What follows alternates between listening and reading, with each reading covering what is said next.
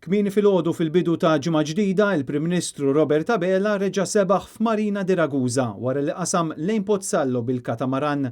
Quddiem is-sitwazzjoni li jinsab fiha pajjiżna minħabba l-pandemija ma naqsux id-domandi tal-midja lid-Deputat Prim Ministru Chris Fearn rigward din il-vaganza ta' Robert Abela.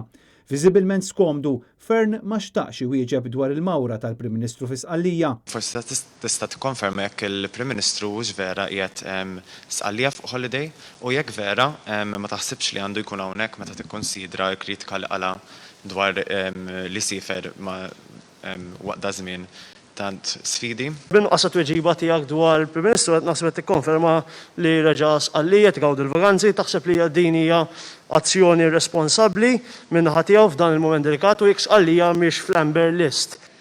Hija pertinenti li konna xi tip ta' risposta naħseb minn naħa tiegħek. Il-bieraħ is-sibt kien l-ikbar żieda ta' każijiet u l-bieraħ kellna t-tieni l-ikbar. Kulħadd intitolat li jistrih, ma mhux kulħadd qed imexxi pajjiż waqt pandemija.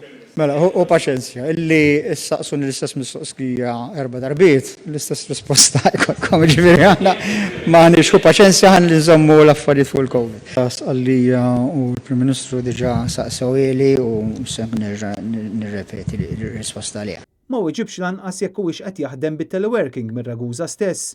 Forsi tispjegalna għalfejn il-Prim Ministru mhux jgħidaw illum, jekk mhux jgħid teleworking barra minn Malta jew tispjegalna inti. Kont qiegħed naħdem b'teleworking f'dawn l-aħħar 3 ijiem. Mela, fuq il-parti tal-Prim Ministru dika ma naħsibx li għandha biex traħsam ma' sitwazzjoni tal-COVID u allura ħanħalliha għal nies oħra biex iwieġbuha. Chris Fearn tant kien skomdu b'din is-sitwazzjoni li sansitra spiċċa jinkorla mal-ġurnalisti preżenti fil-konferenza stampa ta' filgħodu. Mistoqsijiet oħrajn? Diġà saqsejtni diġà wieġibtek toċ issaqsini l-istess mistoqsijiet. Ejja nimxu. Robert Abela qed ikompli b'din il-vaganza fil-waqt li pajjiżna qed jirreġistra aktar każi rekord ta' COVID-19.